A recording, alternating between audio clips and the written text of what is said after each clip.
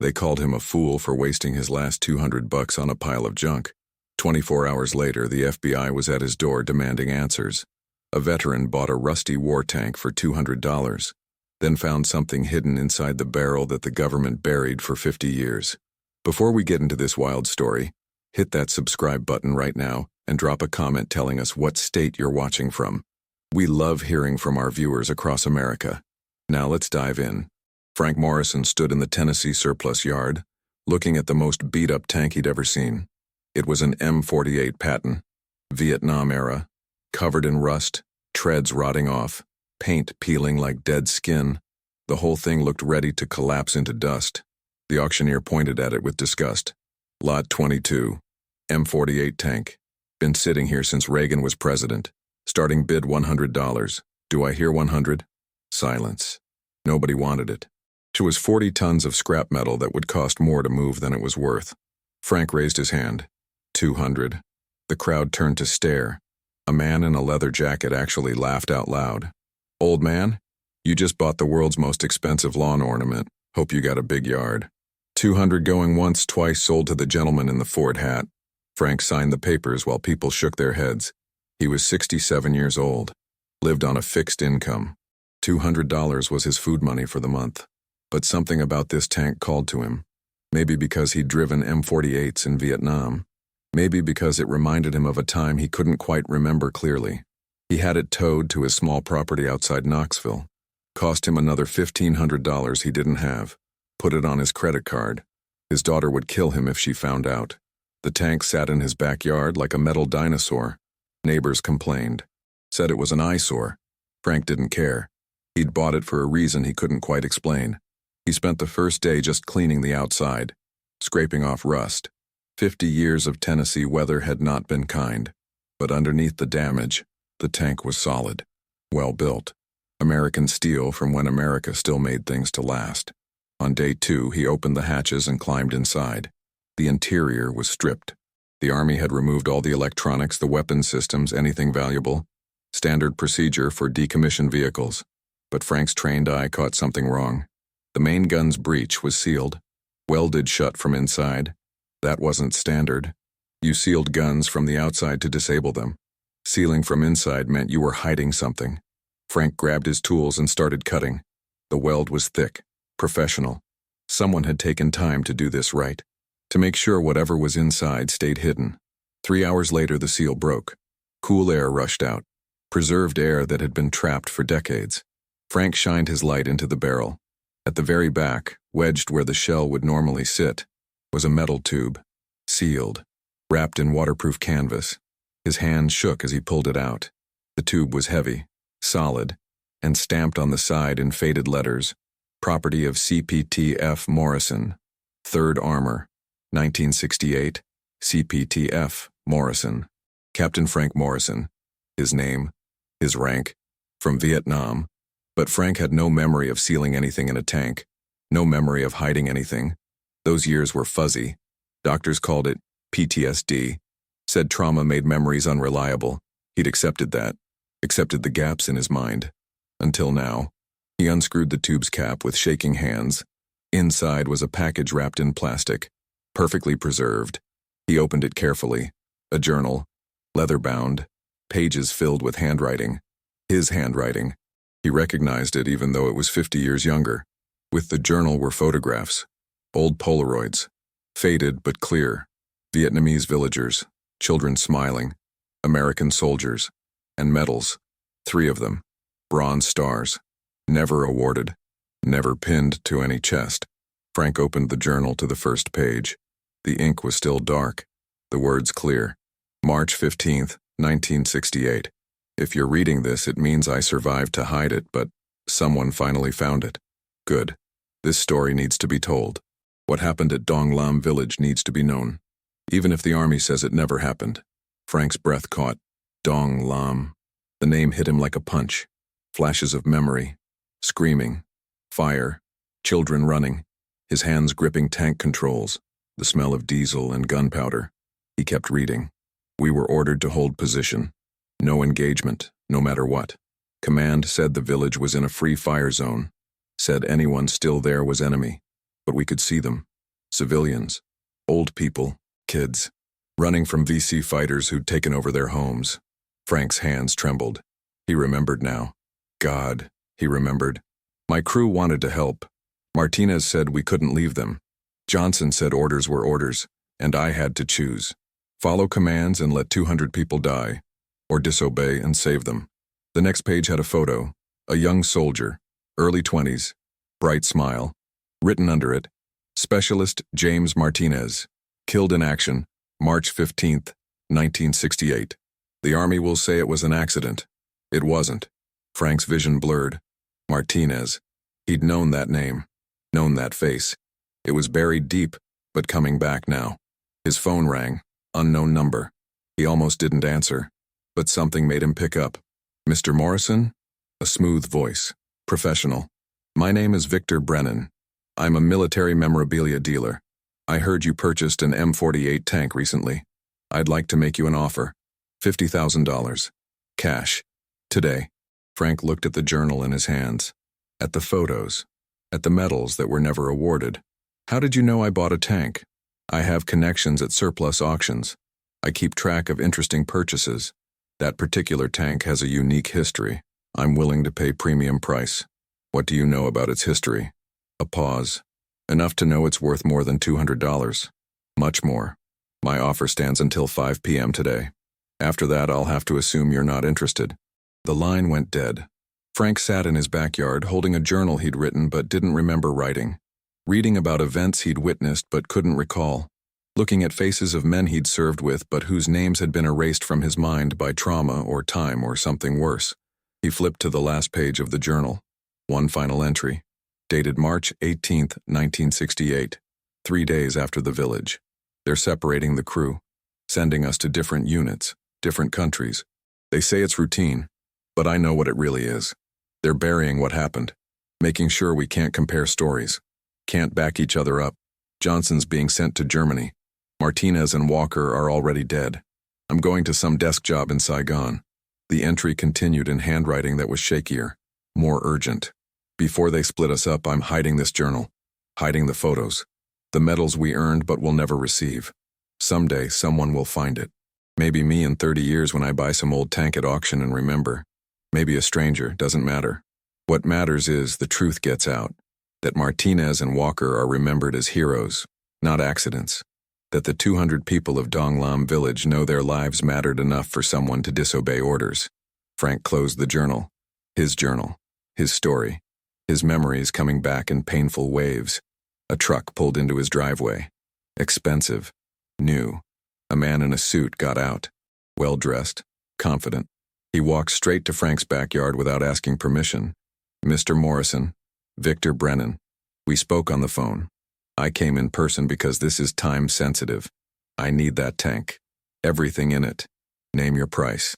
Frank stood slowly. It's not for sale. Brennan's smile didn't reach his eyes. Everything's for sale, Mr. Morrison. The tank. Whatever you found inside it. I'm prepared to go as high as $100,000. But only if we close the deal today. Why today? Because by tomorrow other people will know what you found. And they won't be offering money. They'll be offering threats. As if on cue, another vehicle turned onto Frank's street. Black SUV. Government plates. It stopped at his mailbox. Didn't pull in. Just sat there. Watching. You see? Brennan said. The clock is ticking. Take my offer. Walk away with enough money to live comfortably. Or deal with them. He handed Frank a business card. You have 2 hours. After that, my offer expires. And you're on your own with whatever comes next. Brennan left. The black SUV stayed. Frank went inside his house, locked the doors, and called the only person he trusted. His daughter, Rachel. She answered on the second ring. Dad? Everything okay? Rachel, I need your help. Something happened. Something big. And I think I'm in trouble. Rachel arrived within an hour. She was 42, a high school history teacher, and the only family Frank had left since her mother died. She found him at the kitchen table, the journal open in front of him, hands shaking. Dad, what's going on? You sounded terrified on the phone. Frank pushed the journal toward her. Read it. Start at the beginning. Rachel sat down and began reading. Her expression changed from confusion to shock, to something like horror. When she reached the photos, she stopped. Dad, this handwriting. This is yours. I know. But you don't remember writing this. I didn't. Not until today. The memories are coming back. Pieces, flashes, like a dam breaking in my head. He stood and paced. For 50 years I've had these nightmares. Dreams about children running. About fire. About making impossible choices. The VA said it was just PTSD. Random trauma. But it wasn't random. It was this. It was Dong Lam. Rachel flipped through more pages. Dad, this says you saved 200 people. That you disobeyed direct orders to do it. And 2 of my crew died because of it. Frank's voice cracked. Martinez and Walker. They were kids. 22 and 23. They died because I gave the order to engage. They died saving innocent people. The Army didn't see it that way. They saw insubordination. They saw an officer who couldn't follow commands.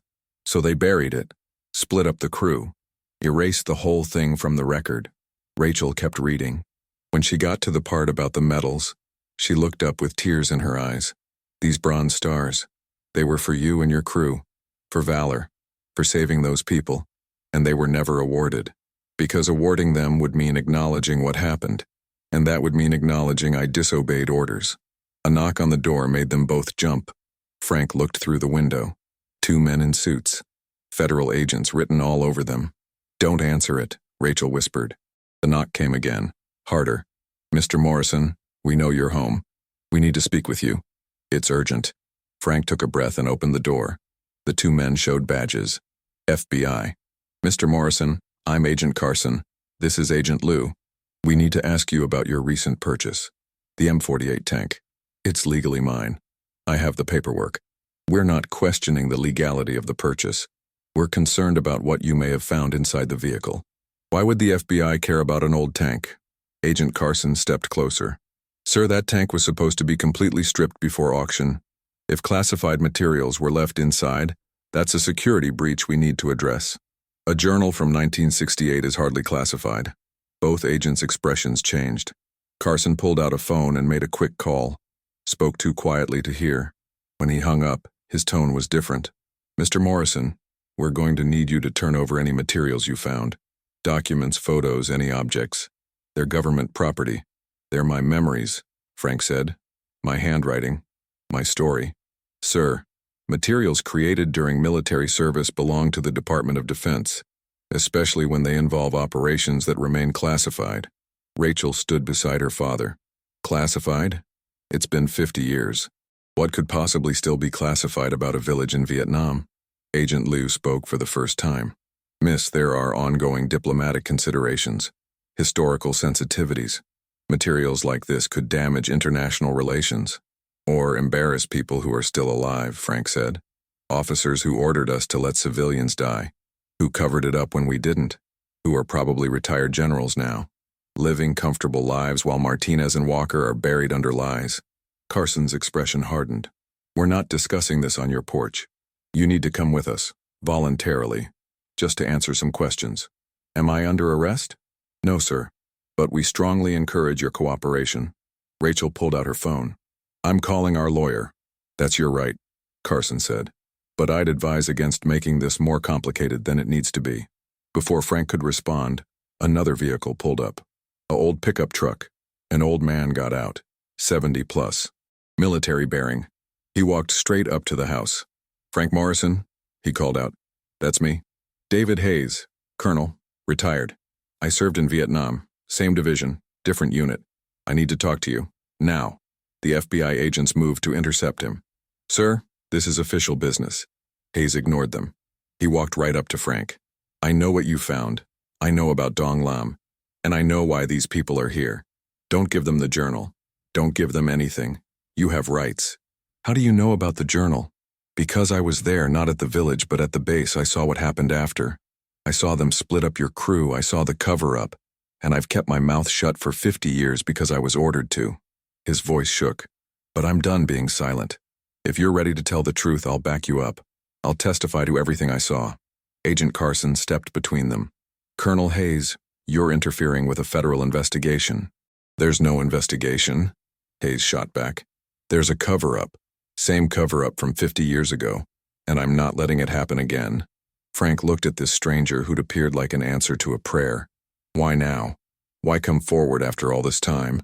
Because I'm 73 years old. I've got maybe 5 years left if I'm lucky, and I don't want to die carrying this secret. Martinez and Walker deserve better. The people of Dong Lam deserve better. And you deserve to remember the truth without being threatened for it. Rachel was recording everything on her phone. I'm streaming this live to my Facebook right now. Hundreds of people are watching. The agents looked uncomfortable. Miss, I strongly suggest you stop recording. Why? This is a public sidewalk. I have every right to record. She turned the camera to her father. Dad, tell people what you found. Frank looked at the camera, at his daughter, at Colonel Hayes who'd come to stand beside him, at the FBI agents who wanted to bury the truth again. He made his choice. My name is Frank Morrison. I served in Vietnam as a tank commander. In March 1968, I disobeyed direct orders to save 200 Vietnamese civilians from being killed. 2 of my crew, Specialist James Martinez and Corporal David Walker, died as heroes, and the United States Army covered it up, erased it from the record, told their families they died in accidents. He held up the journal. This is proof, written in my own hand 50 years ago, before they made me forget, before trauma or time or threats buried the memory, and I'm not letting them bury it again. Rachel kept filming. Her view count was climbing. 200 people watching, then 500, then 1,000. Agent Carson made another call. His conversation was tense. When he hung up, he looked at Frank with something between respect and frustration. Mr. Morrison, you just made this a lot more complicated. Good, Frank said. It should be complicated. Truth usually is. The agents left, but the black SUV stayed parked at the end of the street. Inside Frank's house, Colonel Hayes sat at the kitchen table and began adding his own testimony to what Frank had written 50 years ago. There were 7 of us who knew, Hayes said. Officers who saw the cover-up happen, who were told to keep quiet. Most are dead now, but 2 others are still alive. I'll contact them, see if they'll come forward too. Rachel was making copies of everything. Journal pages, photos, uploading to cloud storage, sending to multiple email addresses. We need to spread this before they find a way to stop us, she said. Frank's phone rang. Victor Brennan. Mr. Morrison, I saw the video. Very dramatic. Very stupid. My offer is withdrawn. You're on your own now. I never wanted your money. You wanted protection. That's what the money was buying. Now you've painted a target on yourself. Good luck. The line went dead. Frank looked at the journal, at his own words from half a century ago, at the truth he'd hidden and then forgotten. The memories were fully back now. The village, the screaming, the choice, Martinez's face as he died, Walker's last words, the weight of command. The burden of knowing his decision had saved 200 people but cost 2 lives. I remember everything now, he told Rachel quietly. Every detail. The children we pulled out of burning buildings. The old woman who kissed my hand and called me guardian angel. Martinez singing badly over the radio to keep our spirits up. Walker showing me pictures of his baby daughter. His voice broke. I remember writing this journal 3 days later, hands still shaking, knowing they were going to bury it, knowing I had to hide the truth somewhere it might survive. Rachel hugged him. You did survive, Dad. You kept it safe. And now the truth comes out. Through the window, Frank could see more vehicles arriving. News vans. The story was spreading faster than he'd imagined possible. Colonel Hayes stood. We need to get ahead of this. Control the narrative before they spin it their way. I know a reporter. Someone who won't bury this. Someone who'll tell it right. What about those families? Frank asked. Martinez and Walker, do they know? Do they understand their sons didn't die in accidents? We're going to tell them, Hayes promised. We're going to give them the truth they deserved 50 years ago. Frank picked up the 3 bronze stars. Never awarded, never worn, waiting 50 years in a sealed barrel for this moment. These belong to families, he said, not sitting in some tank. Martinez's, Walker's, and one for every soldier who does the right thing even when ordered not to. Outside, the circus was beginning, but inside, 3 people were starting something that couldn't be stopped. The truth, hidden in a barrel for 50 years, was finally coming home. By morning, Frank's story had gone viral. Rachel's live stream had been shared 50,000 times. News outlets were calling it the biggest military cover-up revelation in decades. Frank sat on his porch watching news vans set up on his street. His phone hadn't stopped ringing. Reporters, veterans groups, lawyers, even a producer from Netflix asking about documentary rights. Colonel Hayes arrived early with 2 other men, both elderly, both wearing Vietnam veteran caps. "Frank, this is Major Robert Chen and Captain William Bradford, retired. They were at the base in '68. They saw what happened after Dong Lam." Chen shook Frank's hand. His grip was still strong despite his age. "I was in intelligence. I saw the original after-action report, before they rewrote it, before they turned your heroic action into nothing." Bradford sat down heavily. "I was the one who processed Martinez and Walker's death certificates. I was ordered to list them as training accidents, vehicle malfunctions. I've carried that lie for 50 years. Why come forward now?" Frank asked. "Because you gave us permission," Bradford said. "You opened the door, showed it was possible to tell the truth. And because I'm tired of lying, tired of dishonoring those boys by pretending they died for nothing." Rachel brought out coffee. She'd been up all night organizing, making lists, coordinating with the reporter Hayes had contacted. "The families," she said. "Martinez and Walker, we found them." Frank's heart jumped. "They're alive? The families?" "Martinez has a sister, Maria Martinez Thompson, lives in Arizona. She's 70 now. Walker's daughter Amanda is 55, lives in North Carolina. Neither of them ever believed the official story about how their family members died. Have you contacted them?" The reporter did. "Professional, careful. They're flying out, both of them. Want to meet you face to face." Frank felt sick. "What do I say to them? Your brother died following my orders. Your father died because I chose to disobey." Hayes put a hand on his shoulder. "You say their loved ones died as heroes. You give them the truth they've been denied for 50 years, and you give them these." He held up the 3 bronze stars from the journal. A car pulled up. Not a news van, not government. Just a regular sedan. A woman got out, late 60s, Hispanic features. She looked at Frank's house with an expression of wonder and pain. "That's her," Rachel said. "That's Maria Martinez Thompson." Maria walked up the driveway slowly, like she was approaching something sacred and terrifying at the same time. When she reached the porch, she stopped. "Captain Morrison?" Frank stood. "Yes, ma'am." "You knew my brother, James Martinez." "I did. He was my gunner. He was—" Frank's voice broke. "He was a good man, a brave man." Maria's eyes filled with tears. "For 50 years they told me he died fixing a truck, that it fell on him, that it was quick and he didn't suffer. But I never believed it. James was careful. He was smart. It didn't make sense. It wasn't a truck," Frank said quietly. "It was enemy fire at Dong Lam village. He was manning the gun, covering civilians while they evacuated. He took a round through the vision port, died instantly. He didn't suffer." Maria swayed. Rachel caught her arm and helped her to a chair. "He died in combat? Saving people?" 200 people. Old folks, women, children. Your brother saw them in danger and didn't hesitate. When I gave the order to engage, he was the first to respond. He was fearless." Maria wept openly. "They wouldn't even give us a flag. Said it wasn't combat-related. Said he didn't qualify for military honors. My mother died thinking James was careless, that he died because he made a mistake." Hayes knelt beside her chair. "Ma'am, your brother earned this 50 years ago. It's long overdue." He handed her one of the bronze stars. Maria held it like it might break. "This is real? This is his?" "It was supposed to be awarded in 1968. The paperwork was filed. But the Army buried it. Buried everything about that day." Another car arrived. A woman in her 50s got out. Blonde. Professional looking. She saw Maria holding the medal and stopped dead. "Amanda Walker," Rachel whispered. Amanda approached slowly. "You're Martinez's sister?"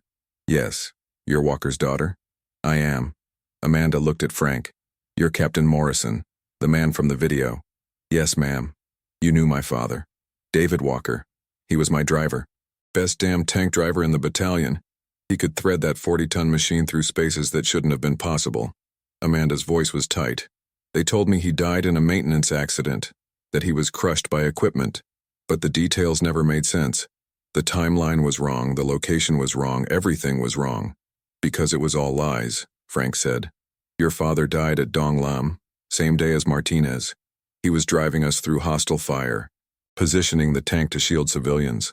He took shrapnel from an RPG. Died doing his duty. Died as a hero. Amanda sat down hard. Maria reached out and took her hand. Two women who'd never met, connected by lies told about men they loved. Hayes gave Amanda the second Bronze Star. For a long moment, nobody spoke. The weight of 50 years of buried truth hung in the air. Frank broke the silence. I'm sorry. I'm so sorry. They died following my orders. I chose to disobey command. I chose to engage. If I'd followed orders and stayed back, they'd still be alive. Maria stood, walked over to Frank, and hugged him. Don't you dare apologize, she said fiercely.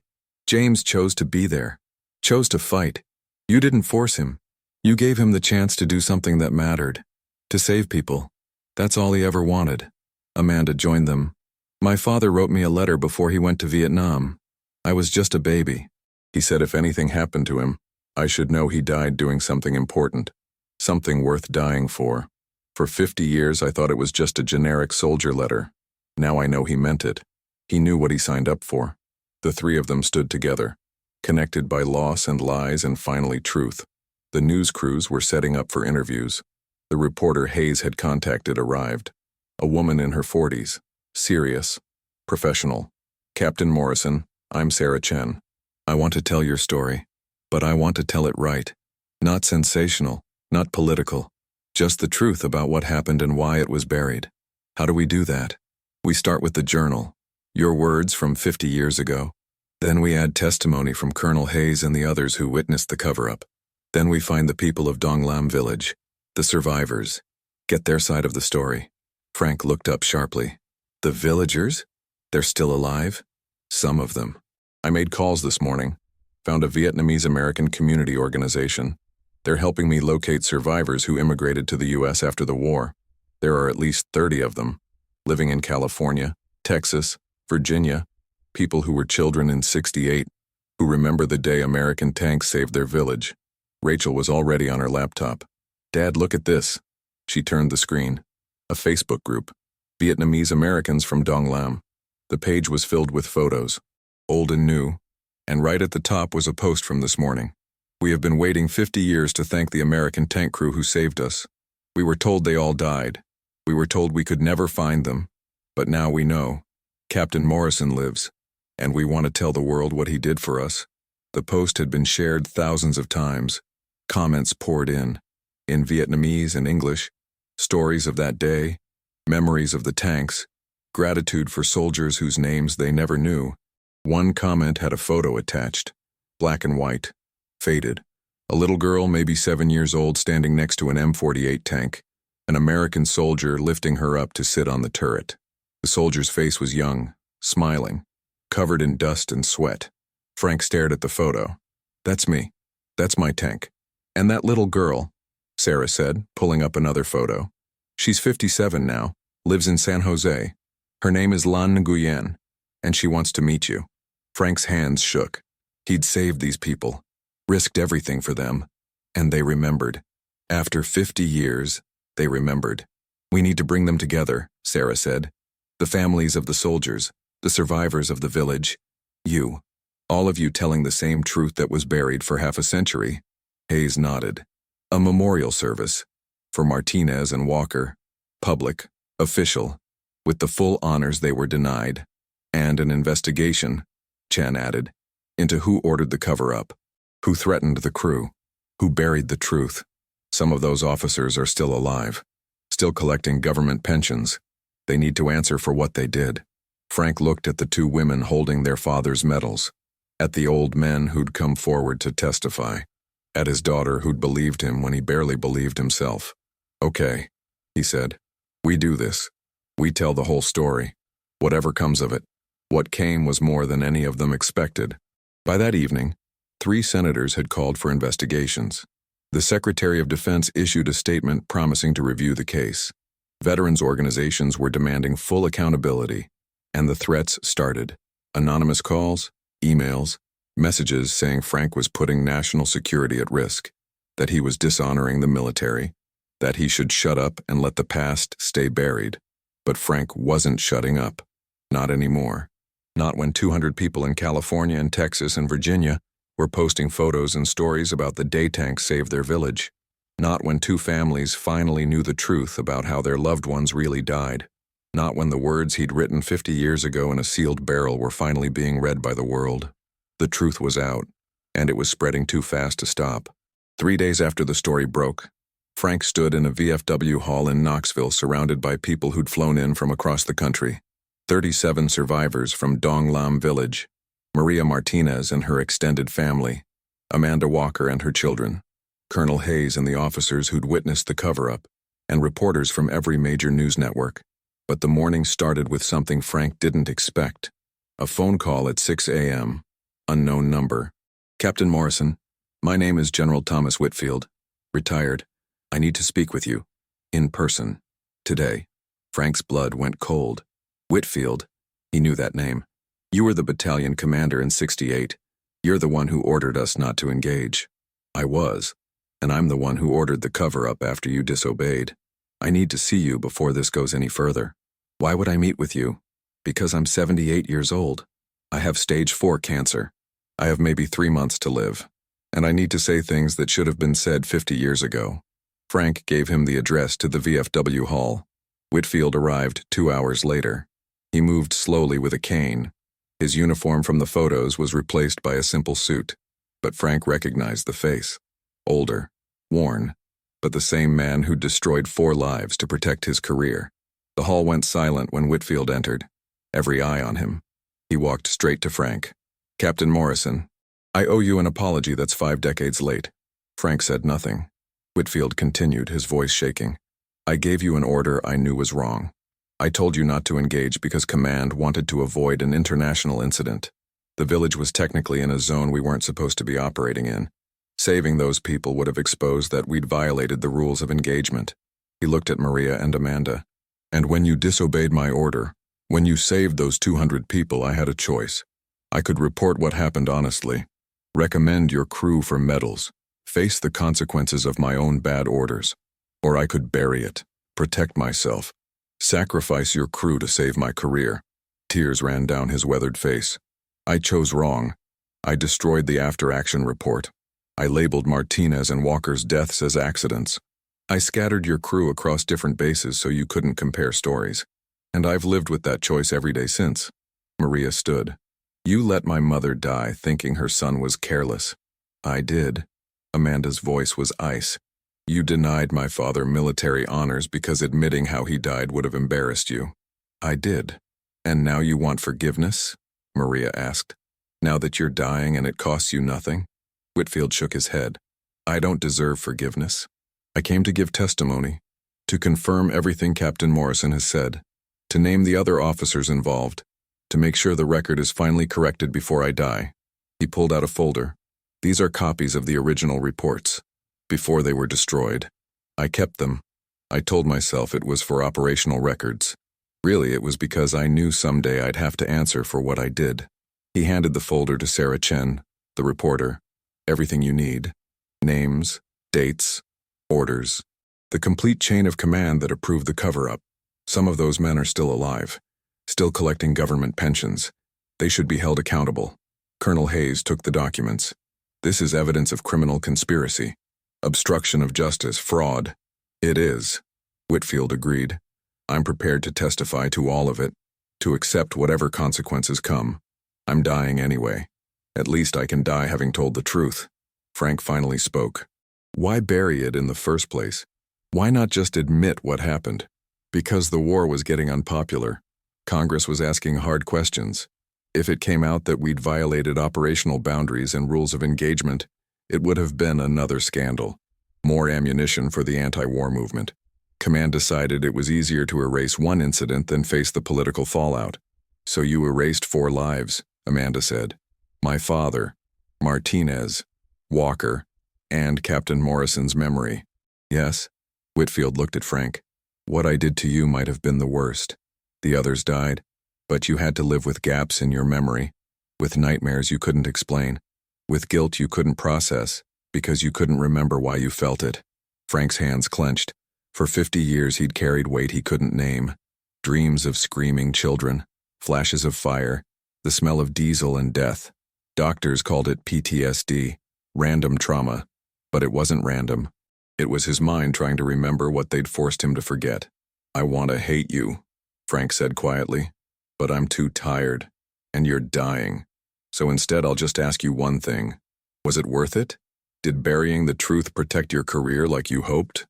Whitfield laughed bitterly. "I made general, retired with full honors, got a consulting job with a defense contractor, made millions, and every dollar felt like blood money. Every promotion felt like a lie. I got everything I wanted, and it cost me everything that mattered." He looked around the room, at the Vietnamese survivors, at the families, at the officers who'd come forward to testify. "These people have honor. They told the truth even when it cost them. I protected lies, and it poisoned my whole life. So no, it wasn't worth it." Sarah Chen had been recording everything. "General Whitfield, are you willing to repeat this testimony on camera? For the official record?" "Yes. And I'll testify before Congress if they ask. Before a grand jury if charges are filed. I'll tell everything I know about who else was involved in the cover-up." The ceremony that followed was unlike anything Frank had expected. It wasn't just a memorial. It was a reckoning. Maria and Amanda spoke about their family members, about growing up with lies, about the relief of finally knowing the truth. The Vietnamese survivors told their stories. Lan Nguyen, the little girl from the photo, spoke through tears about watching tanks roll into her village while Viet Cong fighters scattered, about American soldiers lifting children to safety, about a tank commander who smiled and said everything would be okay. "Captain Morrison saved my life," she said. "Saved my mother's life, my grandmother, my little brother.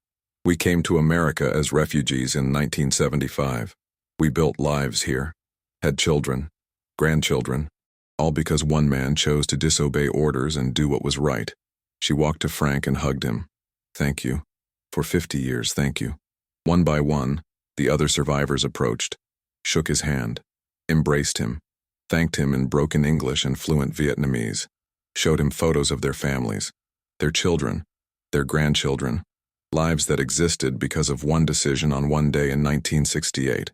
Frank broke down. 50 years of suppressed memory, 50 years of guilt and confusion and nightmares, all of it pouring out as these people showed him that his choice had mattered, that disobeying orders had saved generations. Colonel Hayes presented the Bronze Stars officially, one to Maria for her brother, one to Amanda for her father, and one to Frank. "These medals were earned 50 years ago," Hayes said. "They're being awarded 50 years late, but they represent something that never expires. Courage, honor, the willingness to do what's right even when ordered to do what's wrong." The ceremony was broadcast live, millions watching. The comments poured in, veterans sharing their own stories of impossible orders, of choosing between duty to command and duty to conscience, of living with the consequences either way. But not everyone was supportive. By evening, the backlash started. Social media accounts attacking Frank, calling him a traitor, saying he'd endangered soldiers by disobeying orders, that he was disrespecting the military by exposing the cover-up. And then the lawsuit started. Officers named in Whitfield's documents filing defamation claims, demanding the documents be sealed, threatening Frank with legal action if he continued speaking publicly. Rachel fielded calls from lawyers. "Dad, they're trying to bury this again. Different tactics, but same goal." "Let them try," Frank said. "The truth is already out. You can't unring this bell." That night, as the VFW hall emptied, Frank sat alone with the journal. His words from 50 years ago. He read the final entry again. "Someday someone will find this. Maybe me, maybe a stranger, and they'll know what really happened. They'll know Martinez and Walker died as heroes. They'll know Dong Lam Village mattered. They'll know that sometimes the right choice is the hard choice, and that truth, even buried, eventually finds its way home." Frank had written those words as a young man, hoping they'd survive, hoping they'd matter. He'd found them as an old man, and they'd changed everything. His phone buzzed. Text from Amanda Walker. "My kids asked about their grandfather tonight. For the first time I could tell them the truth. He was a hero. Thank you for giving me that." Another text. From Maria. "James would be proud of what you're doing, of what we're all doing. Keep fighting." And one from Lan Nguyen. "My children want to meet you. They want to meet the man who gave them their mother. We're organizing a reunion. All the survivors. All the families. Will you come? Frank looked at the tank sitting in his backyard. 40 tons of steel that had carried a secret for 50 years. That had protected the truth until someone cared enough to look for it. Tomorrow would bring more fights. More lawyers. More threats. More people trying to bury what he'd uncovered. But tonight, Frank Morrison could finally sleep without nightmares. Because the children he'd saved were alive. The truth he'd hidden was known. And the brothers he'd lost were finally honored. The barrel had kept its secret. And now the secret was free. 6 months later, Frank stood in a field outside Da Nang, Vietnam. The exact spot where Dong Lam village once stood. 57 years after he'd driven his tank through here to save lives, he'd returned. But he wasn't alone. Rachel stood beside him. Maria Martinez and her 3 children. Amanda Walker and her family. 37 Vietnamese survivors who'd flown back to their homeland for this moment. Colonel Hayes and the officers who'd testified. And Sarah Chen, still documenting everything. The Vietnamese government had approved a memorial. A permanent marker honoring the Americans who'd saved Dong Lam and the villagers who'd survived. It was unprecedented. A communist government honoring American soldiers. But the survivors had lobbied for years. And Frank's story had given them the opening they needed. An elderly Vietnamese woman approached Frank slowly. She was in her 70s. Her face weathered, but her eyes bright. She spoke in Vietnamese. Lan Nguyen translated. She says she was 15 when the tanks came. She was hiding in a well with her baby sister. She heard gunfire, screaming, then the sound of American engines. She thought you were coming to destroy the village. Instead, you saved it. The woman pulled out a faded photograph, black and white, cracked. A young American soldier helping villagers onto a tank. The soldier was Frank. The woman in the photo was her. She's kept this for 57 years, Lan said. She carried it when her family fled to the refugee camps, when they tried to get to America but couldn't, when she rebuilt her life here after the war. She's been waiting to thank you. The woman spoke again. Lan translated with tears in her voice. She says you gave her sister a chocolate bar that day. Her sister died in 1975 during the fall of Saigon. But she never forgot the American who was kind to her, who smiled and said she'd be safe. She wants you to know your kindness mattered, that it gave her hope during the darkest years. Frank couldn't speak. He just hugged her while they both wept. The memorial ceremony was simple but powerful.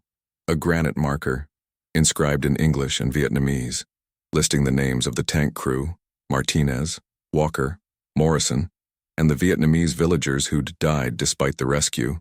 A Vietnamese government official spoke about reconciliation, about honoring courage regardless of which side it came from, about how this memorial represented a new chapter in Vietnamese-American relations. Then Maria Martinez stepped forward. She'd brought something from home, her brother's dog tags, the ones the army had returned to her mother in 1968 with lies about how he died. James Martinez was 22 years old, she said. He loved baseball. He wanted to be a teacher. He wrote letters home about the friends he made in his unit, about his tank commander who treated him like family, about feeling like he was doing something that mattered. She placed the dog tags at the base of the memorial. For 50 years these sat in a box in my mother's closet. She couldn't look at them. They represented shame to her, the shame of a son who died carelessly. But now I know the truth.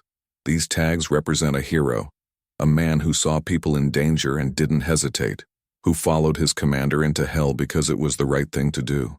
Amanda Walker came forward next. She carried her father's Bronze Star, the one awarded 50 years late. David Walker was 23.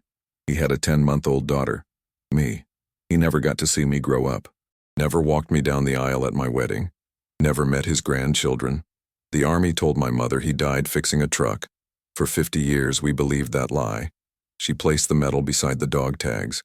My father died driving a tank through enemy fire to shield innocent people. He died doing exactly what he signed up to do, protecting those who couldn't protect themselves. I'm proud of him, and I'm grateful to Captain Morrison for making sure the world finally knows the truth. Frank was called to speak. He stood before the memorial looking at the names carved in stone. His crew, his brothers, his responsibility. I'm not a hero, he began. Heroes don't spend 50 years forgetting what they did. Heroes don't need to find their own journal to remember their own actions. I'm just a man who made a choice. A choice that saved lives but cost lives.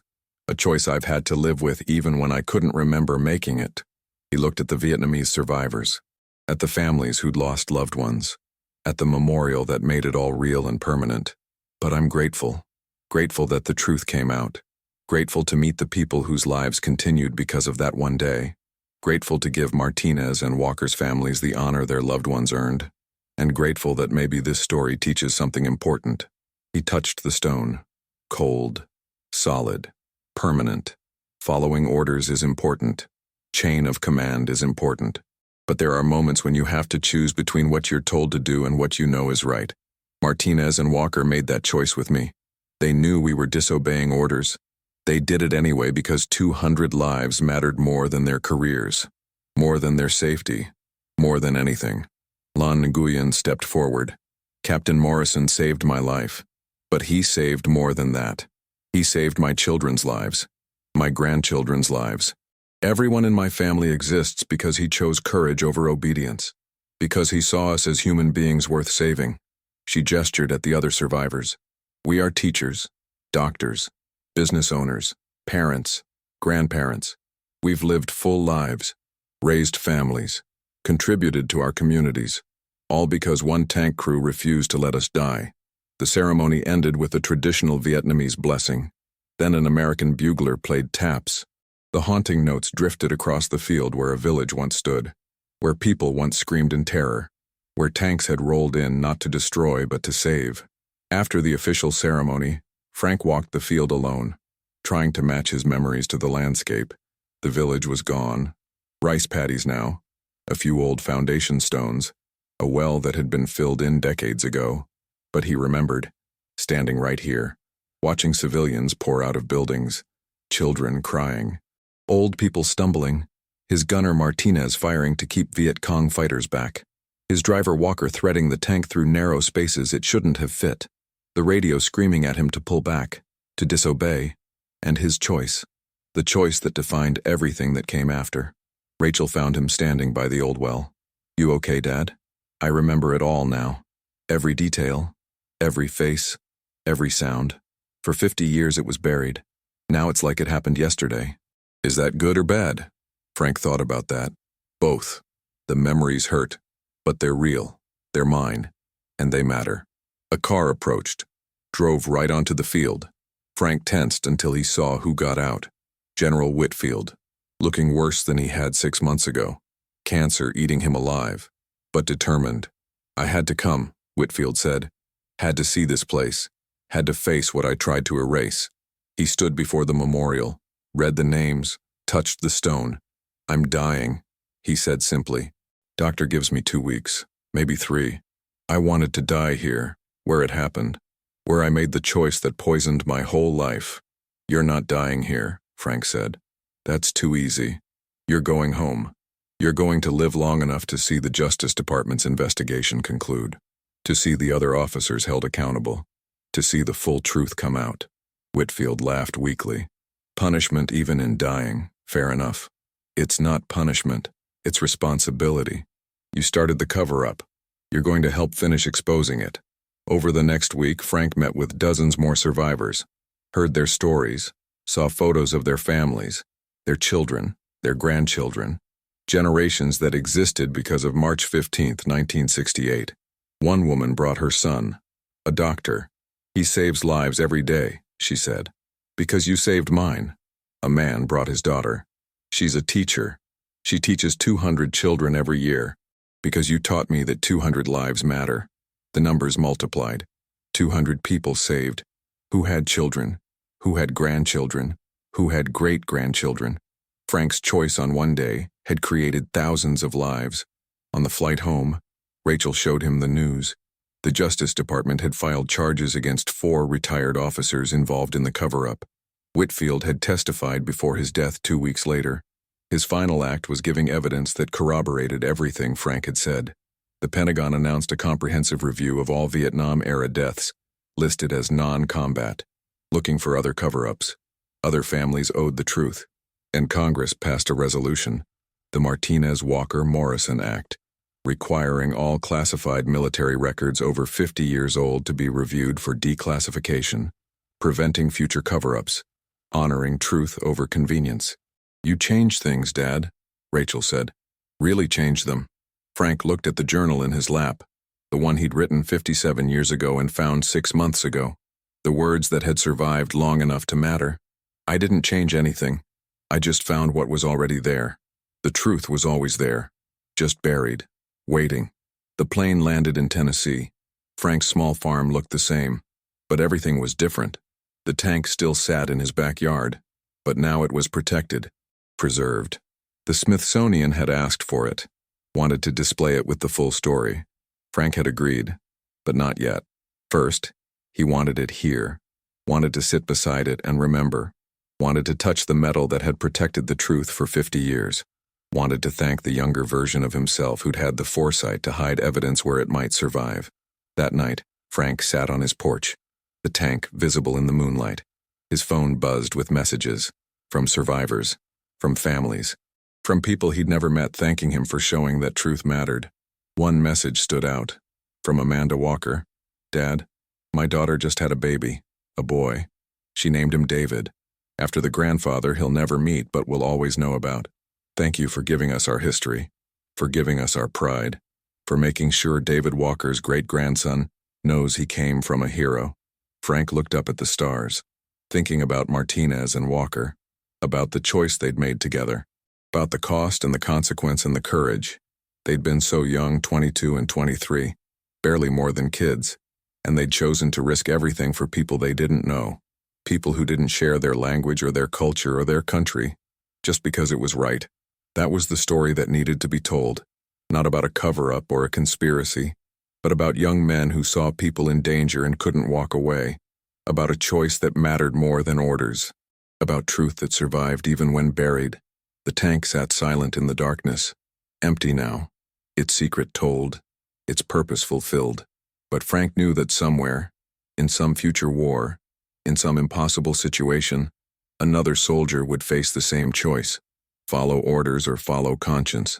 And maybe, because of this story, they'd choose courage. Maybe they'd choose to be heroes. Maybe they'd choose truth. Frank Morrison had bought a rusty tank for $200. Inside, he'd found his own forgotten heroism, his own buried truth, his own redemption. And in finding it, he'd given it to the world. The barrel had kept its secret for 50 years. Now the secret was a legacy,